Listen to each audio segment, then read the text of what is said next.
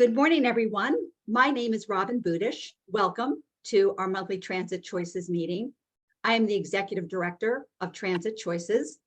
We are a coalition that for the past 10 years has been advocating for an equitable, safe, efficient, and reliable multimodal public transit system in Baltimore and beyond. It is our pleasure to bring our presentation today, talking about getting the red line done. What I would like to do to kick things off is to introduce our featured guest speakers for today. There will also be a PowerPoint presentation accompanying their what they're going to talk with us today about. We have Al Barry, who's the owner affiliated with AB Associates, Jonathan Sachs, who's the executive director of Hub West Baltimore Community Development Corporation. And we have Joe Richardson, who is the president of the Edmondson Community Organization. Gentlemen, welcome. Their presentation today is titled Baltimore's New Smart Line, Getting the Red Line Done. They do have a PowerPoint presentation, and at the conclusion of that presentation, we will open the floor to questions, comments, and feedback. I would like to ask our guest presenters to please introduce themselves, and if they so choose, to give us a little bit of background on themselves. Thank you. Good morning. Yeah. Robin. Good morning, Joe. Good morning to you. Thank you again for having us.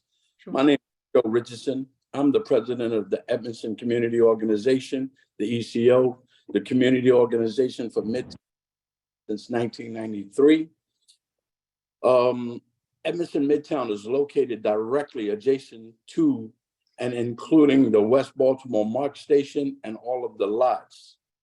The MARC station is super important to us for the economic development. We have gotten involved in the design, try to make sure that we have East-West Rail coming into the community. And at that time, you know, it's about us talking to you about the importance of the economics that this will bring into the Edmondson community. And we'd like to turn this over to Jonathan and Al. Jonathan? Cool.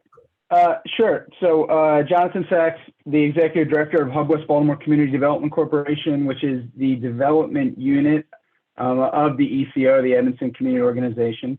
So I work for Joe on the board and the community.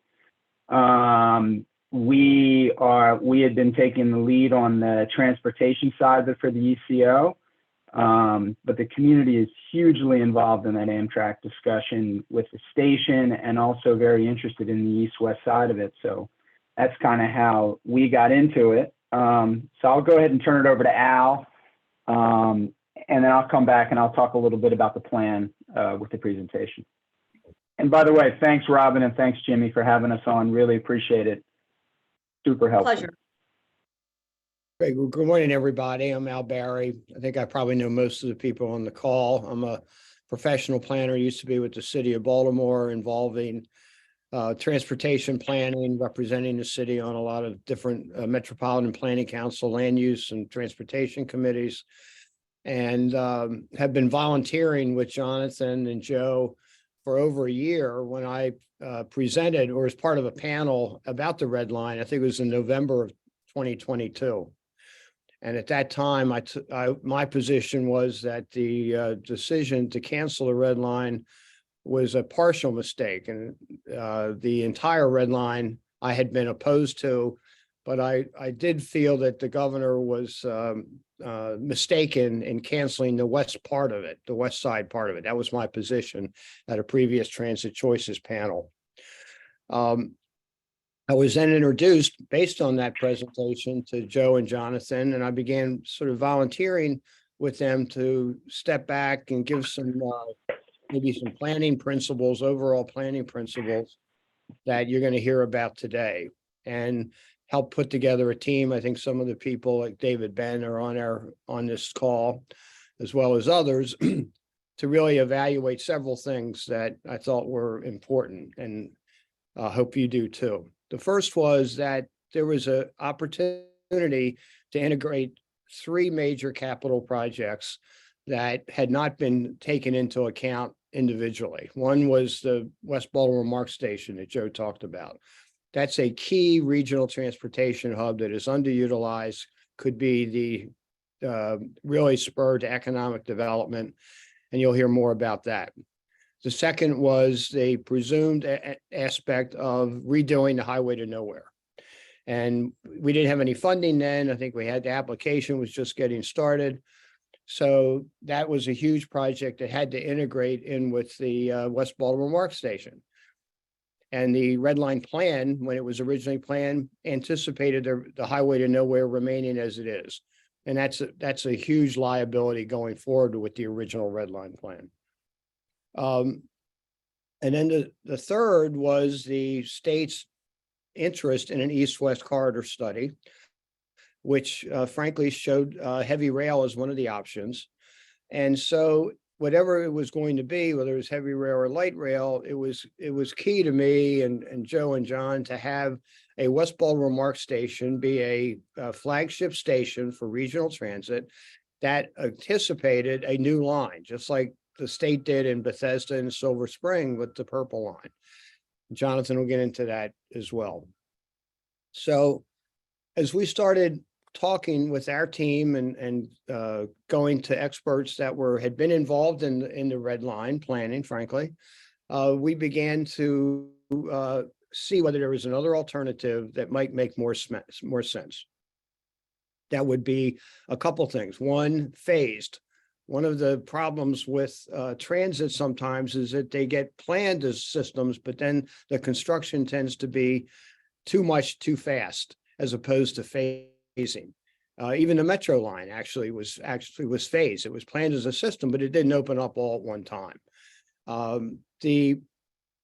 So in our mind, getting the West Baltimore connection to the West Baltimore MARC station to the city through at least the Lexington Market station made a lot of sense. If it was phased, maybe it could be done under state funding and not get into the federal EIS process in and of itself. Thinking about that further, you have an existing tunnel downtown, which was 20% capacity, we estimate. So why not use that rather than build a brand new tunnel, which was at the edge of a catchment area and would cost untold billions of dollars. Some of our people estimate it could be as much as $6 billion from the original $3 billion. Jonathan can talk about that as well. We wanted to be sure that a line that was going to put in had speed. Speed means people were more likely to use it. And that's, we're going to talk about that as well. And I think we've been going around, these are all volunteer efforts. We've been going around with this idea. This is an important presentation, and you've got a lot of important people that understand transit as much or better than we do. We have some meetings coming up with stakeholders like the University of Maryland Biopark. We have meetings with Baltimore County executive staff. There's a lot of interest in this out there to get something done. And we have a governor and a team that is committed to public transit. And we hope we've been engaged with them. So we hope that you all will appreciate this, and we look forward to your questions. Awesome. Thanks, Al. So Robin, I'm sorry with you. I'll go ahead and get started and just talk for a second about this. So we have a presentation in a second, but I just want to riff on a couple of things that Al said and also what Joe said. So firstly, the West Baltimore MARC station really is key. I mean, it's like Central West Baltimore is the most, is arguably the most disinvested area of the state. Midtown Edmondson, the community we represent, is certainly in that conversation. 375 vacant houses in a 25 square block. So we're severely disinvested, but we've got this tremendous, wonderful asset right next door, directly connected to the community. It actually sits within the neighborhood's boundaries, according to the city. And we just don't think it's been maximized in terms of its economic development potential. And to give you some idea, I mean, a number of you have heard me forward the argument that we can do 29 minutes or 30 minutes from West Baltimore to Union Station with a stop at BWI. Those numbers are transformative. They put you right in Washington D.C.'s orbit. So we have this tremendous economic asset. It's right next to our neighborhood. It sits right in the middle of one of the state's most disinvested areas, if not the most disinvested area, and we haven't been maximizing it. And so with the advent of the BMP Tunnel project and the consequent design of a new West Baltimore MARC station that's going to go in there, Joe and I and the rest of the board and to be frank, a lot of folks in the community said we need to insert ourselves into this process and make sure that we maximize the vision of that station. So again, that's how we got involved. And one of the key aspects of maximizing the vision of that station is making sure that we have the best multimodal connection for east-west public transportation coming in there. And that's important not just for folks in Central West Baltimore getting to the rest of Baltimore and to the county, but it's also important for the rest of the city getting to the West Baltimore MARC station and taking advantage of its unique proximity to Washington, D.C. It really is, if we think about it the right way, the flagship regional rail station for the city. So that's how we got into it. I'm going to go ahead and share my screen and talk a little bit about the plan itself. So here we go. So SmartLine. I'll just do a plug. We have a website, baltimoresmartline.org. And most of this is up there. The presentation is up there. You also have a number of the sort of dive down deep into the numbers kind of thing in the frequently asked questions section. So you'll hear some numbers from me. You'll hear some estimates and some projections. A lot of that's in there, and please go in there, check our numbers, check our sourcing, that sort of thing. So why SmartLine? So first, we have to talk, I mean, we all know that the governor is very interested in restarting some sort of east-west rail. And so one of the main issues with the former Red Line plan was not just the EIS that everybody talks about, the environmental impact study that needs or doesn't need to be done, but it's really about the cost. So our figures, as Al mentioned, have the cost right around $6 billion for the old Red Line plan.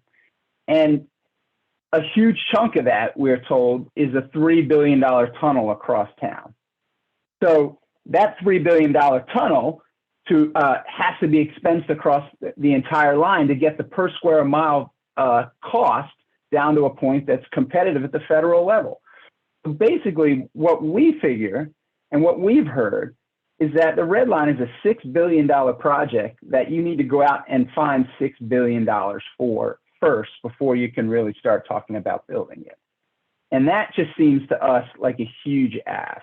I mean, to give you an example of a comparison for that, the BMP Tunnel project is basically a $6 billion project, and that took Amtrak 30 years plus to find the funding for it, and a real special series of events, including Amtrak Joe in the White House and a democratically controlled Congress. You can make a good argument that we're just not going to find $6 billion to build the old Red Line plan.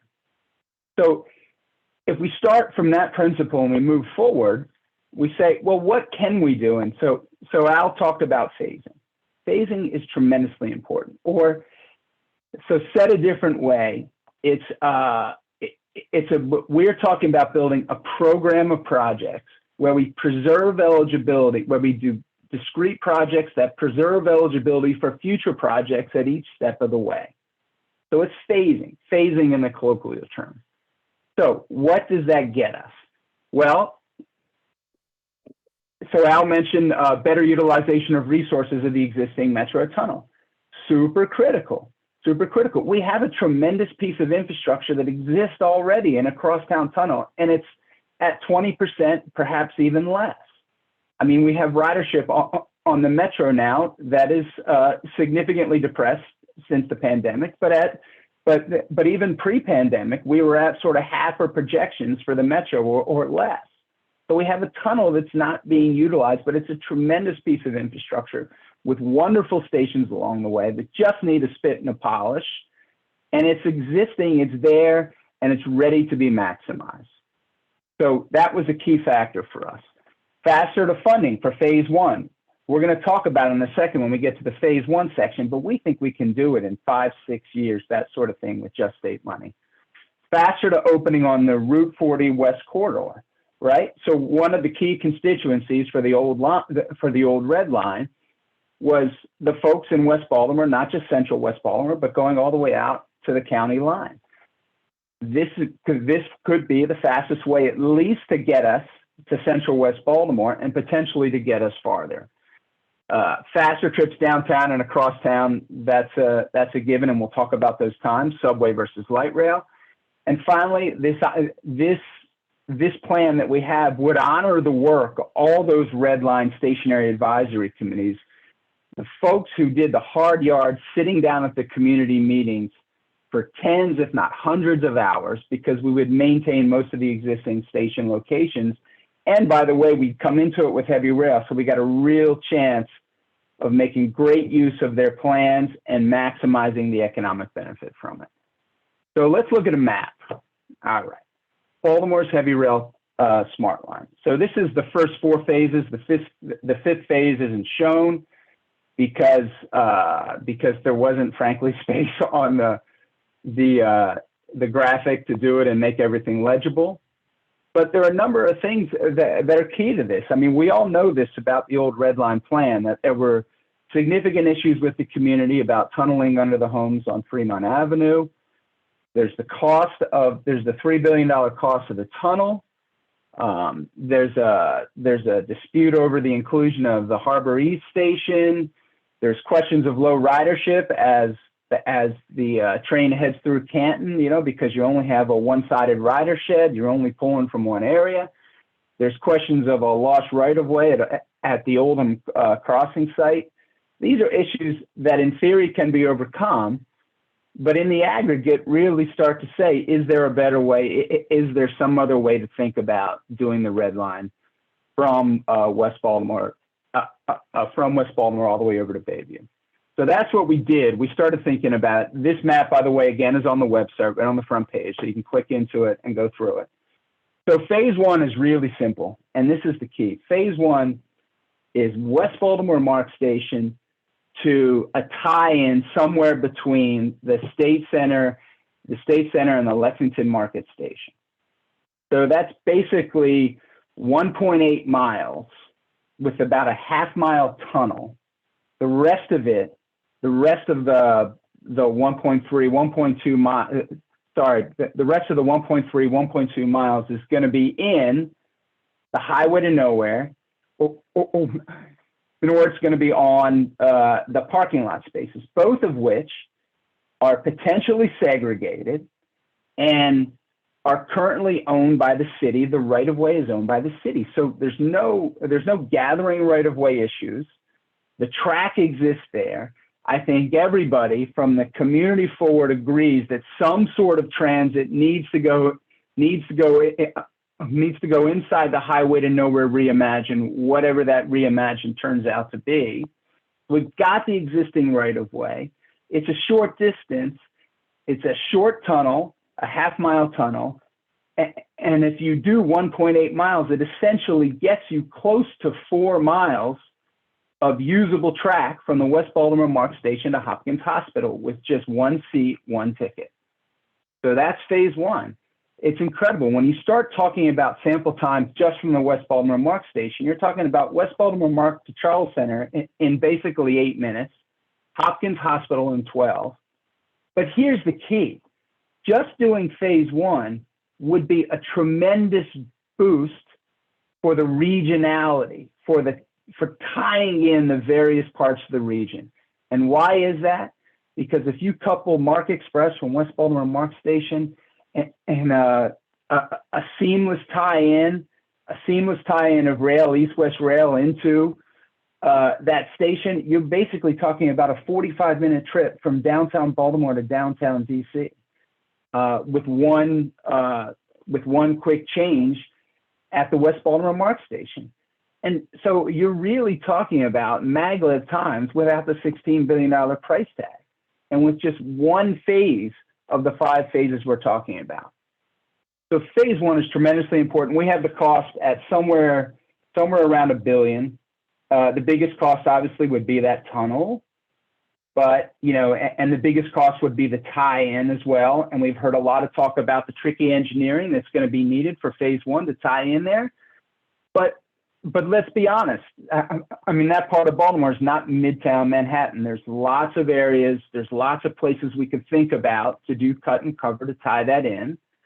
And when you talk about potential downtime on the metro or single tracking on the metro, we would always reiterate that what we're really talking about here is a 150-year project. We're talking about starting to build out the existing tremendous infrastructure that we have, starting to build out a functional, high-speed, high-capacity metro system for Baltimore. Not going to happen overnight. Phase 1 can happen in 5 to 6 years. And the reason we think about that happening so quickly is because when you're talking about $1 billion, you can talk about the state funding it without a federal environmental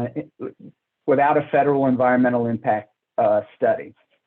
And when you talk about $1 billion, there's a couple of things that come to mind. One, you can do it as sort of a 5-year, $200 million per year system of allocation. And when you talk about it in that sense, you're basically talking about one major highway project being removed or not being built, say, in a jurisdiction that's outside of Baltimore. So 5 years of that, one major highway project needs to wait another year, that sort of thing. And conceptually, that $1 billion figure makes sense, because when you talk about the amount of money that was taken out of the old Red Line plan, $900 million, and basically given to county highway projects, you can really make, the governor can really make, his people can really make a conceptual argument for saying, hey, now it's time to put that $1 billion back into the city for a project that makes sense, that is going to tremendously increase the regional connectivity. So that's phase 1. Phase 2, and again, these are all discrete projects, so you can sort of mix and match. You have to do phase 1 first, because that's the one that makes the most sense. But when you start talking about phase 2, phase 3, phase 4, you can, this is modular. You can mix and match the projects. And again, these maps are on the website, so you can dig into them really closely. Phase 2 goes from West Baltimore MARC to Edmondson Village. That's going to be bored tunnel. It's going to be a little more expensive, but we have the Edmondson Avenue area to do it. And it's not reinventing the wheel when it comes to engineering. Phase 3 goes out the back side, the east side, from the Hopkins Medical Campus, from Hopkins over to Bayview. And just a few notes about the Hopkins Hospital stop. One of the things that the Hopkins folks were concerned about was the level of construction that would have to happen over at the Hopkins Hospital stop. The Hopkins Hospital station, we've learned, already has a knockout, plus about a block of tail track that goes north.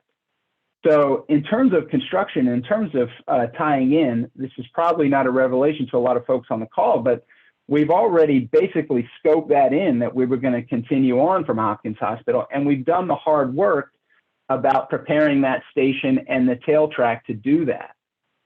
So the Hopkins Hospital to Bayview, that goes up on the that goes up to the Norfolk Southern tracks and then comes around, seems like also about $1 billion project. So when you talk about doing the project in phases, when you talk about doing the Smart Line in phases, the East-West Rail in phases, what you're talking about is really waiting for the opportune moments when you can get that next chunk of money, because the chunks of money are swallowable enough that you can actually conceive in doing it. So that's phase 3. Phase 4 gets you all the way out to security. And as Al mentioned, the county folks are very excited about having some sort of high capacity, high speed transit out there, whatever that turns out to be. I mean, again, that's probably not a revelation to a lot of the folks on the call, but we have in general bored tunnel through Edmondson Avenue and through Cooks Lane. And then we have a very simple route. This again adheres to the route for the original red line, so we can preserve a lot of that work of the stationary advisory committees that are frankly so important to the people in West Baltimore. They spent so much time working on those projects, so much time working on those plans. They don't want to see that time wasted. So this really is a nod to that, but it's also what we think is the best route. Now, to be clear, most of these routes, I mean, all of these routes are going to have to go through the engineering phases and go through the community phases and the planning phases, and they may end up being different. But this was our proposal for the routes, and this is our proposal for phase 4. And then finally, phase 5 goes all the way down to Sparrows Point. And we've heard from the city, we've heard from business interests that this is just super important to them, and the county as well, by the way, that it's super important that we get high speed, high capacity rail, some sort of public transport down there. And so when you talk about times, let's say from central West Baltimore to Sparrows Point, I mean, you're really talking about under a half an hour. And potentially one seat, one train, no transfer, one ticket. You don't need to get up. Those are great times to get across the city, high-speed rail. So when we talk about the MARC station, why is this important? We talked about why the MARC station is so important. We talked about how we really need to upscale the vision of this tremendously underutilized asset in the city. So we inserted ourselves in the process. We have been working really closely with Amtrak on sort of upscaling the vision of the station and tying it more closely into the communities with better means of egress and certain upgrades to interior spaces and bathrooms and pass-throughs and all that sort of thing. But the most important thing is the multimodality of that station, how we tie in whatever east-west rail solution is going to come in there. And so, and just to give you a sense, this is a slide where we talk about the complexity of all the things that are going in there. So it's a station, TOD on the parking lots, which we are hugely involved in, and we've had some tremendous advances. I will tell you that the city has told us they're going to apply for TOD designation on those parking lots. The city's designations.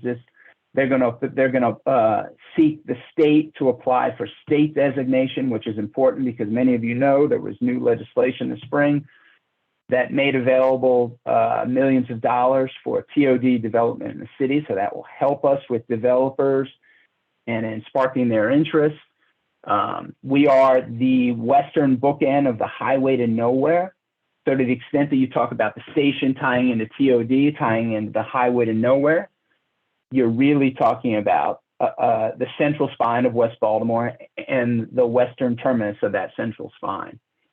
We are also, as we mentioned, we believe we were successful in getting better ties up onto the community's commercial corridor on Edmondson Avenue. It's going to obviously be an important bus hub as well. So we need to think about how do we integrate that into the station. And then the final thing is what I mentioned, the multimodality. So this is Jefferson Station in Philly. And this is the kind of thing that we envision for the West Baltimore MARC station. We got to have a seamless indoor tie-in to the regional rail. So regional rail connects to east-west local metro. It's got to be one escalator. You go in and out, keep it as simple as possible, and keep it multimodal. So we are not advocating, to be clear, we are not advocating that Amtrak build this in, because this is one of the main reasons we got started on the whole east-west rail question. Because when we interfaced with Amtrak and we said, is there a station or provision for a station, or the structure for a station, or a bathtub so that a station could be built there. Has that been in the design, or do you plan to put it in the design? And they said no. And the reason was we don't really have any east-west rail in the state, and the state hasn't told us to do that. So that's how we got involved. We had a meeting. I saw Holly was on the call, Administrator Arnold. We had a meeting down at the station with her and a bunch of the Amtrak folks and the Amtrak leaders, and we said, we really got to think about putting the foundation, the structure at least, scoping in the design, the potential for a true multimodal, a true flagship regional rail development inducing kind of a station here. And so that's how we got into the east-west rail part of it. Just a quick talk about this. We know that the bathtub, so there have been similar instances in the state of Maryland where we have designed in what we call the bathtub or the provision for a future connection into an existing station, but a connection that didn't exist yet. And so the best example of that is Bethesda. The bathtub was in there long before the purple line. The bathtub was scoped in, it was designed in.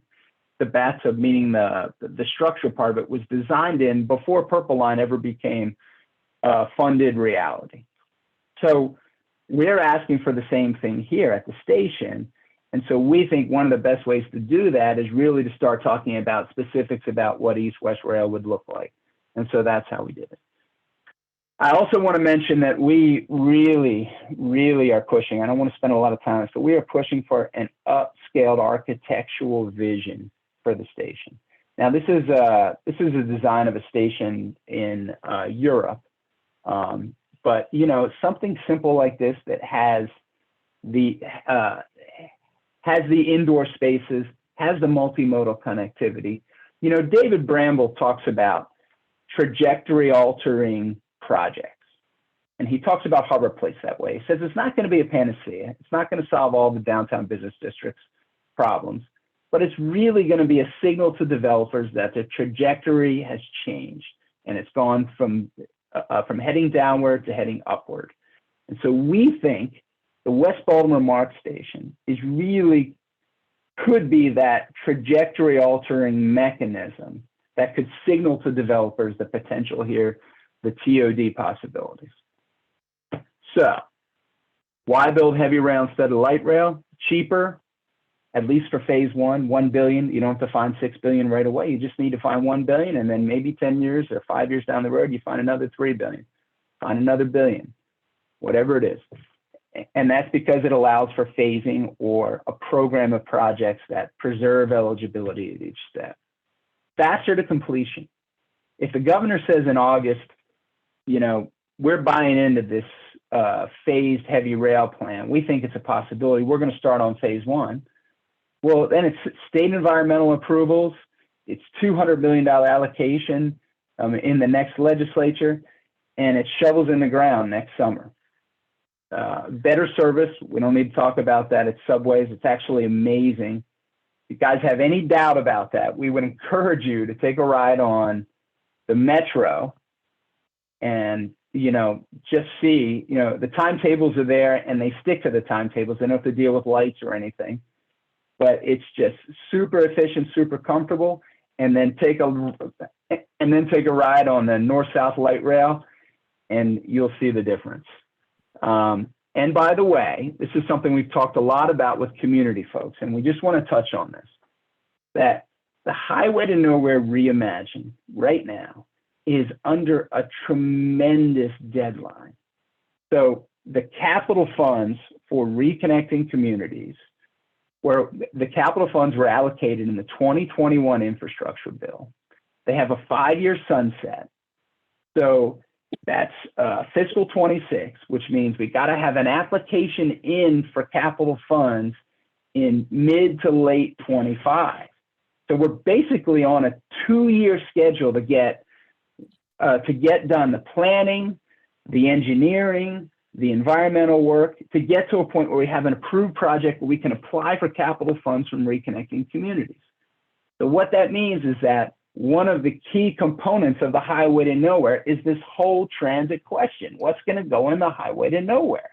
Well, if the governor says, we're going to build this, we're not going to study it for a year or 2 years, then that's really, we would argue, the only way, by the governor saying right away he wants to build X or Y, that's really the only way that we get to that super tight deadline for reconnecting communities capital funding.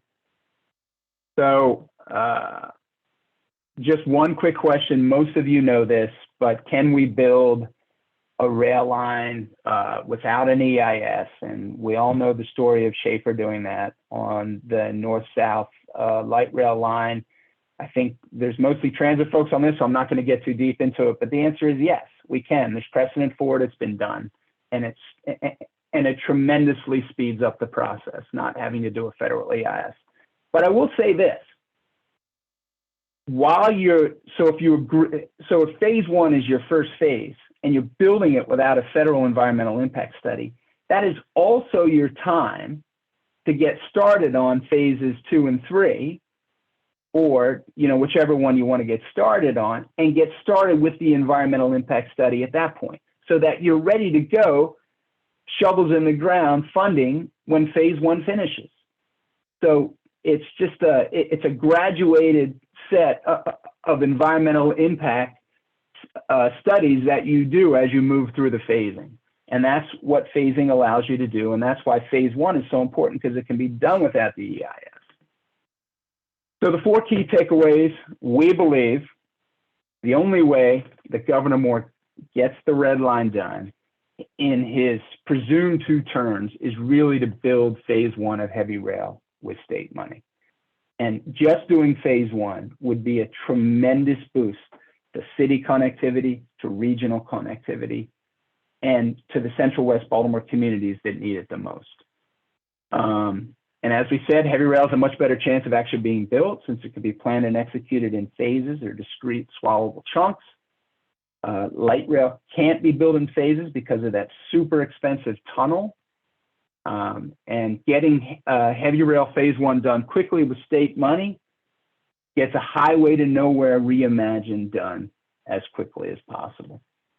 So heavy rail gets the red line and highway to nowhere done.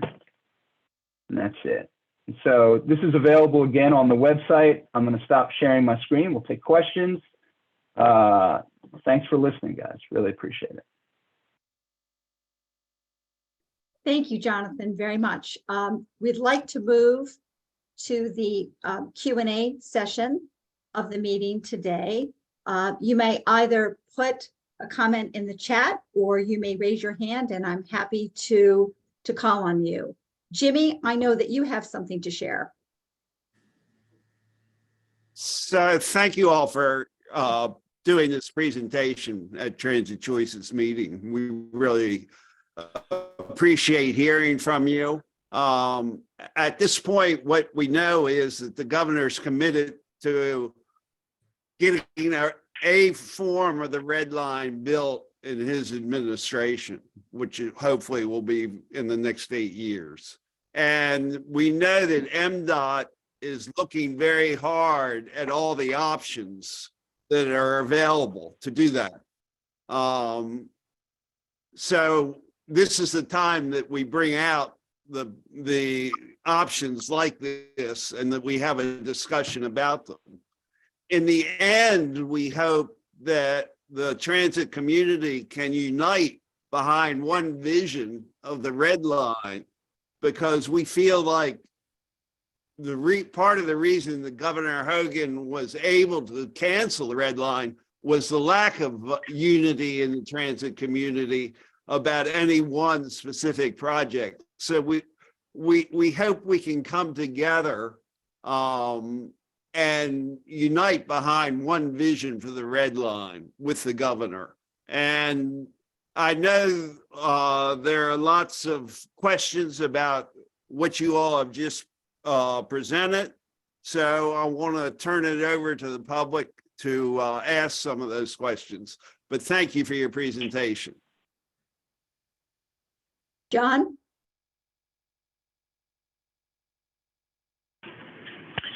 Hey, Robin, can you hear me? I'm on the train, so it's a little, can you hear me?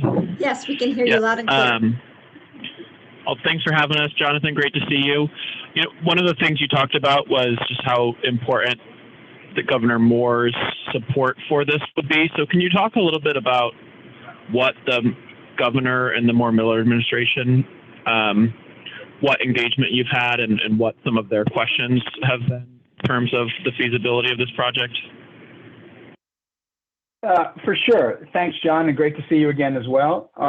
So we immediately, you know, like as soon as the governor started staffing up the transportation side of it, we immediately sent emails and started talking to folks, and we actually had an exchange of emails with Joe McAndrew, who you know very well, who we believe has been tasked with running the studies to sort of figure out what might be best, and he turned us over to his people, who we gave an hour and a half briefing to. They were very engaged, very interested. They have all the information. So we have interfaced mostly through back channels with some of the governor's other people, but basically we haven't met with the governor yet. And we haven't had a formal briefing with Secretary Wiedefeld, but we do believe that the governor and his transportation team, his Red Line team, his East-West Rail team is fully aware of the plan and has been briefed on it. So does that answer your question, John? Yeah, kind of. I think one of the things, and we've talked about this before, but is that it's often easier on the outside to say this is how we should do a project without knowing all of the internal constraints. And the challenge I see, you know, the first phase being $1 billion. I mean, that's still a lot of money. And we saw this year in the budget how we really only got $100 million for statewide transportation projects. And so the political feasibility of funding a $1 billion project in Baltimore when we've got Western Maryland and Eastern Maryland and the DC suburbs all clamoring for things, even though for those of us who live in the Baltimore region, we probably are like, well, it's high time for Baltimore. I'm curious of what their stance is on kind of the feasibility of funding a large project like that without federal support. For sure. So I would just go back, I would just push back on the notion of it being a tremendous amount of money. I mean, conceptually, the governor can make the argument, hey, that's the amount of money we took out of the Red Line and gave to the counties to build highways. And, you know, it's not $1 billion in 1 year. It's $200 million per year for a project that is going to tremendously increase connectivity, not just in the city, but regionally, but also really start us on the path to finally building out a functional, high capacity, high speed transit system for Baltimore. So it's not $1 billion, it's $200 million a year, and it has to be sold that way. And you have to make the conceptual argument that we're building something good here, and this is the amount of money that we took out of the Red Line to begin with and didn't replace it really with anything. So, I mean, I think, you know, with the city and the county on board, and we believe that the county would be interested in this, Baltimore County, and perhaps some of the other counties, you know, you could get the political will to do that sort of thing, especially when you talk about shovels in the ground in a year instead of shovels in the ground 5 years from now, that sort of thing. So we think there's conceptual arguments to make, but we do take to heart that concern, and we would love to chat with the governor about it. We would love to chat with Secretary Wiedefeld about it and present to them and go through those arguments with them.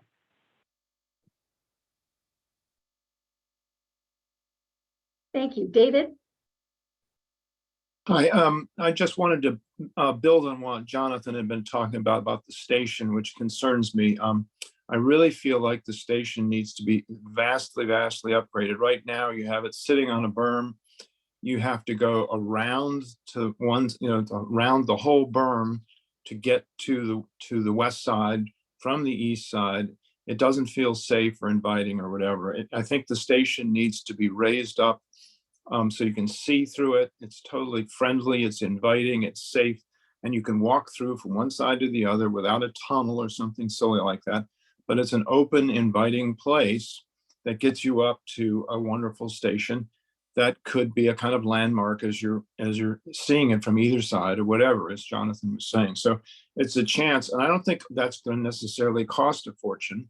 And the other nice thing with this station, if you see it tying in with the whole idea of a hike and bike trail and a greenway through the ditch to nowhere, if you make a space through there, you can connect even further west underneath, instead of just having these berms with these little tiny bridges on either side. In fact, one of those could be abandoned if we don't have to build that highway through nowhere through there. But just raising our sights on that station so it becomes an open, inviting, and safe place. Yeah, for sure. And just to riff on that, David, this is a real unique opportunity with Amtrak designing and building this new station, because we could get them to pay for a huge chunk of it. So when we talk about, whether it's building the bathtub or designing in, scoping in a station, or even building a station there, which if we decide we're going to do phase one, we could say, let's design and build a station right now.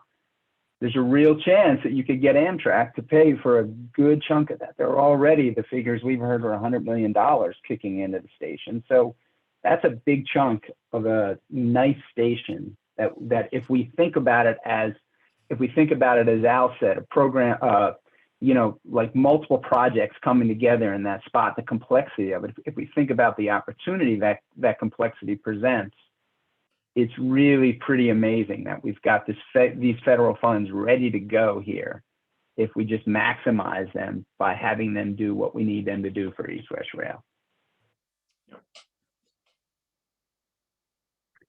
Jonathan, how would you respond to those people within the transit arena that feel at this juncture any discussion about alternatives to the I'm going to say that the former, red line configuration and project in its entirety is a mistake, because some feel that, that is in fact what happened when the red line did not move forward, in terms of there wasn't really a collective voice.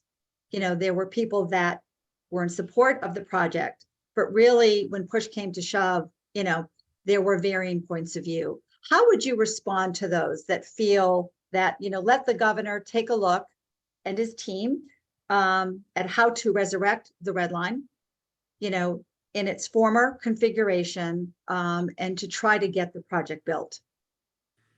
For sure.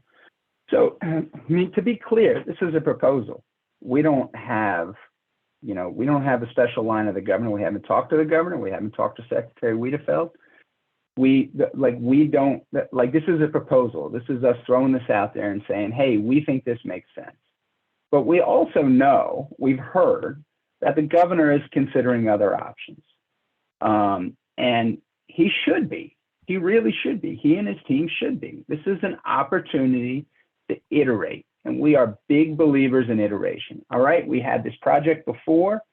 We're not just going to build it out of spite because we're pissed off at former Governor Hogan. No, we're going to actually think about this. Is a real opportunity. So if it's an opportunity to think about it, we're going to think about iterating. We're going to think about, is there a better way to do it now, 10 years later? And we're going to present a proposal. We have no power.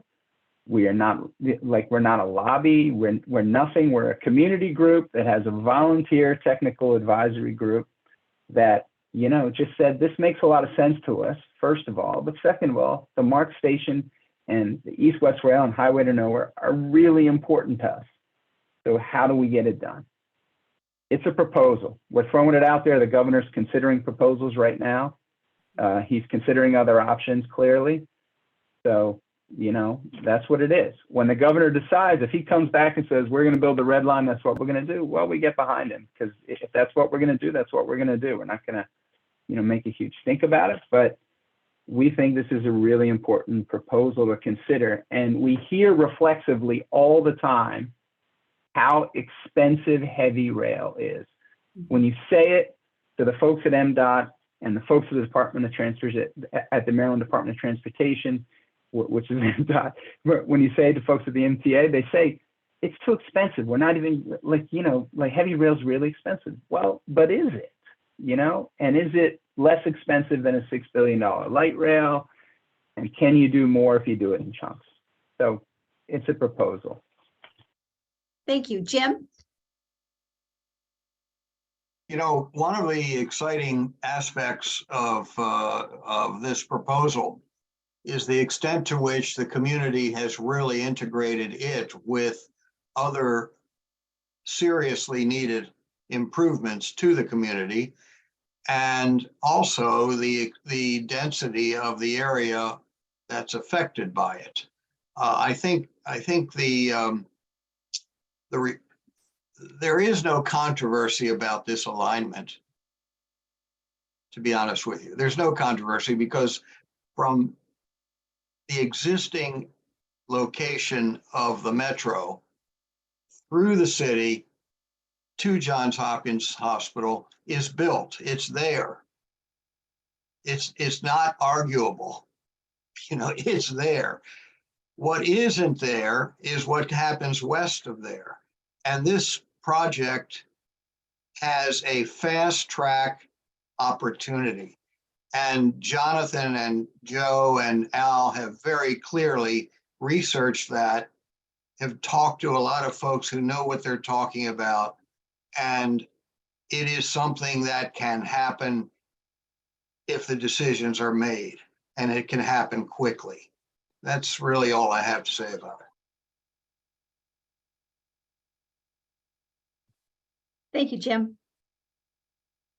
So, Jonathan, what are your next steps? Wow. So the next steps for us, for Joe and me and the technical advisory crew and all that, to be honest with you, Joe and I, and of course Al and everybody else, we got, this is a volunteer thing. We're not being paid. We're not on a grant. We're not doing anything. And we got a lot of other things on our plate. So we will devote as much time to it as we can, but the proposal is out there. The website is out there. The governor knows about it. We're speaking to media, so you might hear a few things about it in the media or radio, that sort of thing. But basically, we're not the decision makers here. All we can do is propose, and we don't have the capacity to put together a whole organization. We don't have the funding like Maglev to do all the things that they did to try to get that across the line. We're just a community organization who has a proposal. So we're going to do our best to move it forward. But at the end of the day, it's kind of up to the governor and what he does, and his team decides. And we're here for them. We would just say that we're here for them if they want a briefing or want to talk. Robin, one of the things that we need to do along the way, and we started this with the city of Baltimore, is to be sure that the Highway to Nowhere grant that was just announced a few weeks ago doesn't get stalled in the city procurement process. I don't know how many people in the city are on the call, but it's not unusual for the city to take 9 months or a year to find somebody that basically gives them the technical planning, engineering skills to reimagine the Highway to Nowhere. There's a big community process, and that, as Jonathan said, we don't have the time if the city wants to have a grant. I'm not saying have a shortened process, but some of that planning needs to happen now. It needs to be community-led. We are part of that, I would hope, as the Edmondson community through Joe's leadership. That's got to start regardless. The original red line plan assumed the Highway to Nowhere stayed as it is. That's a disservice to that West Baltimore community. And that's another reason to not stay with the original red line plan, to your point. Thank you, Al. Joseph? Yes, thank you. I wonder if it would be possible to have someone who could take the general concept of the multimodal West Baltimore Mark Station, to see what the design would be that could accommodate Mark, Amtrak, the Red Line, and the bus terminal that you envision. It would seem helpful to have that concept in a little bit more concrete form, and to see what part of it Amtrak would be willing to pay for. I should say that when we met with the state and Amtrak, we offered sort of some of our design professionals, which have been involved in these types of things for the MTA, frankly, in the past. And we were sort of rebuffed from that. He said, "Oh, we're not allowed to meet with you. You're not, for some reason, we're a community-based group. I don't know why they can't meet with us and have an interactive meeting with their architects and our architects toward that." So that's a policy issue that we have to hopefully have the governor and his new team, get over. Not treat communities the way that they always do, where they're collaborating just by meeting with us and not really listening. Yeah, that's exactly right. But we have been interfacing reasonably closely with the Amtrak team, including the designers, and we've met with the architect and those folks. And that's just to repeat, that's basically how we got involved in the project, to really encourage them to upsize the vision and to upsize the functionality of the station. So we've had some success on the architectural side with getting them to think more broadly about the multimodality and all the various complexity issues at the station. But like Al said, we really haven't been able to sit down closely with the designers. And to be clear, this is an Amtrak built station and design station, but the state has the final sign off. If the state wants to tell Amtrak to do something at that station, they will do it. They will design it in. They may ask for a little bit of money to do more than the basic of what's required, but they will do it.